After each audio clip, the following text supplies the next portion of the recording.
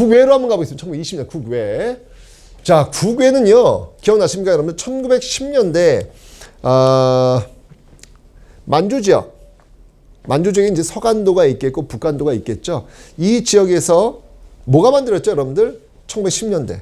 1910년대 국내에서는 비밀 결사, 뭐 독립의금부라든지 대한광복회와 같은 비밀 결사가 만들어졌고, 국외에서는요, 독립운동 기지가 만들어졌다라고 제가 설명을 드렸습니다. 그 서간도 같은 경우에는 신민회 회원들이 중심이 되어가지고 경학사, 그리고 신흥 강습소 이후에 신흥 무관학교로 연결되더라. 북간도 지역 같은 경우에서는 바로 뭐 명동학교, 서전서숙 뭐 이런 것들이 또 만들어지고 있었고, 1910년대 그런 학교들이 이제 한 말부터 이제 쭉 연결되어 가지고 있었고, 1910년대 와서는 여기에 이제 뭐 중광단, 대종교, 단군을 믿는 대종교도들이 좀 중심의 중광단 이런 것들이 지금 만들어지고 있었다라고 설명을 드렸는데, 자, 바로 그런 그러니까 그런 독립군 기지를 중심으로 해서 드디어 군인들이 양성돼요. 그 군인들이 드디어 1920년대 싸우기 시작합니다. 총을 쏘면서 항일 무장투쟁에 나서게 되는 것이죠. 자, 바로 그 항일 무장투쟁의 역사입니다. 1920년대 항일 무장투쟁의 역사. 싸웠다는 얘기예요, 여러분들. 네, 싸웠다는 이야기예요. 첫 번째 사건부터 한번 보죠. 자, 첫 번째 사건은요, 대표적인 게 바로 이 홍범도의 봉오동 전투입니다. 홍범도의 봉오동 전투. 여러분들, 홍범도의 봉오동 전투, 이 홍범도 장군의 유해가 지금 우리 국립현충원에 지금 안장이 되어 있는데요. 홍범도 장군은 1937년에 이 스탈린의 강제 이주 정책, 연해주에 살고 있었던 그 조선인들의 강제 이주 정책에 의해서 중앙아시아로 강제 이주당해서 그곳에서 활동하시다 결국 돌아가신 분인데, 그 전에 바로 이 1920년 바로 이 봉오동 전투의 주역 영화, 여러분 봉오동이라는 영화가 있습니다. 그거 한번 꼭 보세요. 정말 가슴이 벅차오르는 그런 모습들인데,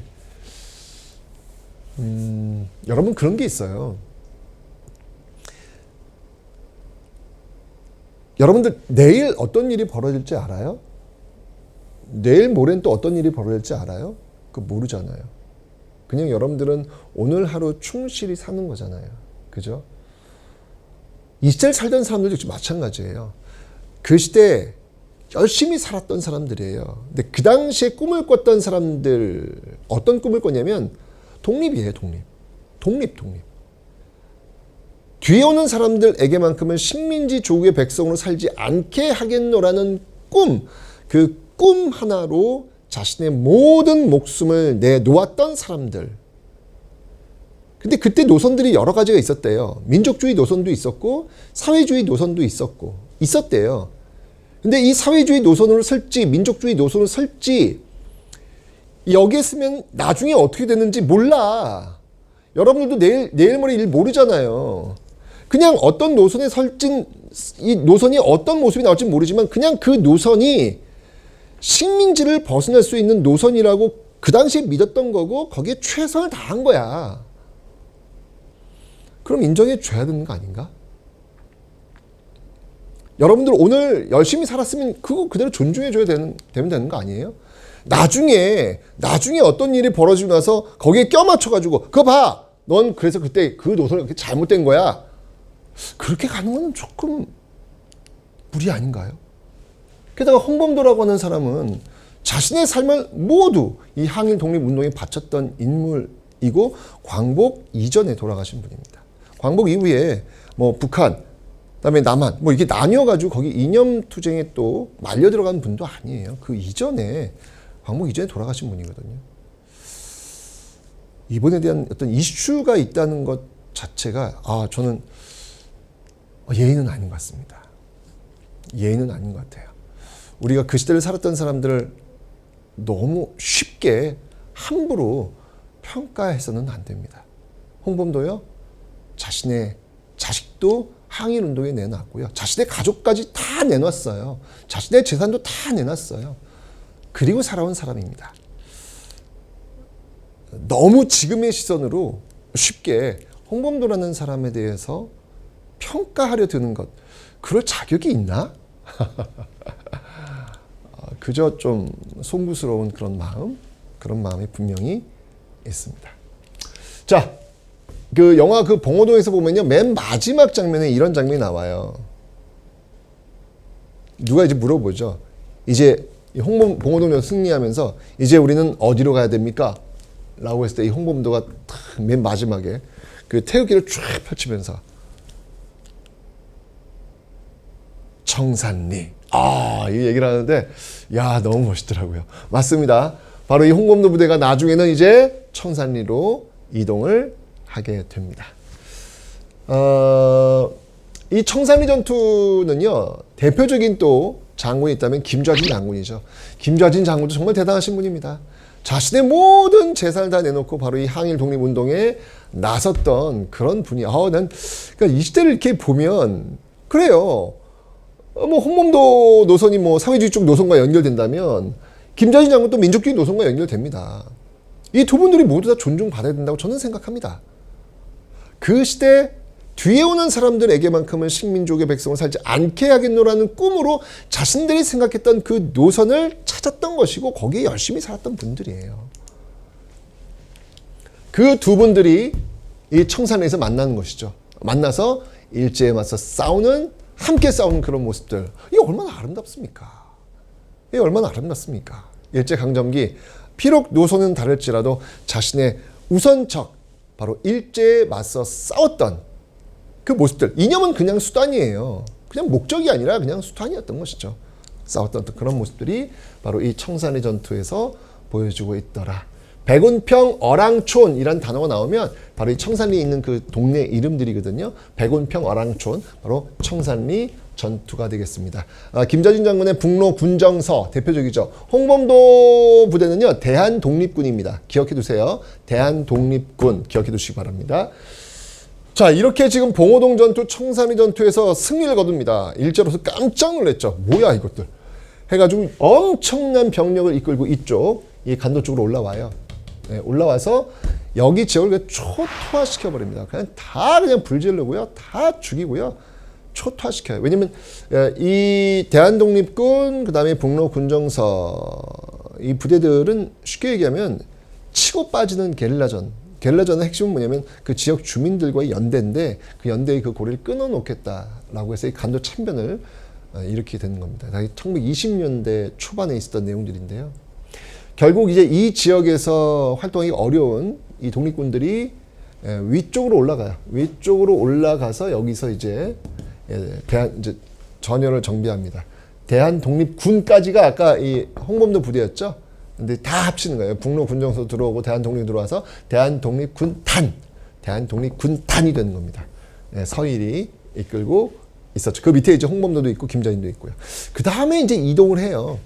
이동을 해서 바로 여기 자유시, 러시아 쪽으로 가는데 여기서 이제 무장 해제를 요구를 합니다.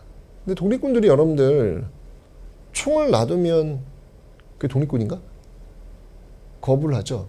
그런 과정에서 이 러시아와 엄청난 총격전 끝에 많은 희생을 보게 되죠. 그 안에서 또 내부적인 어떤 분열도 있었고요. 너무 가슴 아픈 사건이 바로 이 자유시 참변이라는 것이죠. 정말 이 나라가 없으면 참 서러워요. 어디 보호를 받지 못하는 거예요. 나라 없이 떠돌아다니는 항일 독립군들의 그 아픔들이 바로 이 자유참변에 녹아져 있습니다. 자, 그러면서 내려와요. 내려와서 3부를 결성합니다. 3부를 결성합니다. 참의부, 정의부, 신민부 3부를 결성하는데 이 3부라고 하는 것은 일종의 이 지역, 참의부, 이 지역의 임시정부라고 보시면 돼요. 정의부, 이 지역의 임시정부, 신민부, 이 지역의 정부, 자치정부라고 보시면 되는 겁니다. 일종의 이런 것들을 만들어가지고 항일독립운동을 계속 이어갔죠. 그러니까 사실은 이제 이 간도참변을 통해서 다 밀어냈잖아요. 일제가 독립군들이 다시 들어왔단 말이야. 결국 다시 들어온 이 독립군들을 제거하기 위해서 일제가 미스야 협정이라는 걸 체결합니다. 이건 뭐냐면 독립군들을 잡아서 일본 측에 넘기면 돈 주겠다는 이야기예요. 예, 중국 군벌들과 맺은 협정인데요. 자, 이렇게 미스야 협정을 체결하면서 이제 만주 지역에서 활동했던 독립군들은 일제의 눈만 피해야 되는 게 아니라 바로 만주 지역에 있는 중국인들의 눈까지도 피해야 되는 이중삼중의 고통을 겪을 수밖에 없는 것이죠. 이런 과정 속에서 이렇게 세 개로 나뉘어 있으면 안 되겠다. 이거 통합하자라고 해서 삼부 통합운동이 전개됩니다. 삼부 통합운동의 결과 북만주 지역에서는 혁신의회, 남만주 지역에서는 국민부로 이렇게 두 개로 통합이 돼요. 이제 세 개가 이제 두 개로 또 통합이 되는 그런 모습들. 북만주의 혁신의회, 남만주의 국민부인데 이 혁신의회 국민부가 나중에 1930년대 바로 이 만주 지역, 이 만주 지역에서 이 활동을 계속해서 이어가게 될 겁니다. 항일 무장투쟁의 총소리는 끝나지 않습니다. 그 총소리는 1930년대로 넘어가서도 계속 이어지게 될 것입니다. 자, 오늘 여러분들 국내 1920년대 소위 문화통치 시기의 국내 항일운동과 국외 항일운동을 배웠습니다. 치열했습니다. 이 시대를 살아온 그 사람들의 그 치열함에 대해서 우리가 너무 가벼이 입에 올리지 않았으면 좋겠습니다. 그분들이 흘린 피와 땀과 눈물, 그리고 그분들이 내놓은 재산, 그분들이 바친 그들의 가족, 그 모든 것들 때문에 바로 지금의 우리가 있는 것 아니겠습니까? 이들이 지키고자 한 그들이 바로 우리들이기 때문입니다. 그것을 우리가 기억하는 것, 굉장히 중요한 일이라는 생각이 드네요. 서로 평가에 있어가지고 물음표가 달리는 부분들이 있다면 그것은 조금 뒤로 미루는 것도 괜찮습니다. 왜냐하면 우리가 지금 이 남북이 분단되어 있잖아요. 그죠? 남북이 분단되어 있기 때문에 여기서 어떤 평가가 나온다고 해가지고 과연 그 평가가 올바른 가치를 가질 수 있을까? 쉽지 않아요. 예. 그럴 때는 이분들의 어떤 그 자료들을 차곡차곡 모아놓아서 좀 제대로 평가가 될 수 있는 어떤 그 시기, 아마 이 한반도가 통일되면 그때는 좀 편하게 이분들 좀 더 만날 수 있지 않을까라는 생각이 드는데, 그때 그들에게 우리 어떤 그 모아놓았던 그 자료를 잘 전달한다면 이분들의 어떤 그 평가가 좀 제대로 내려지지 않을까라는 그런 생각도 갖게 됩니다. 자, 1920년에 치열했던 이 시대를 살았던 사람들의 그 고민과 실천에 대해서 살펴봤습니다. 1930년대 그들의 고민과 실천은 여전히 ing 이어집니다.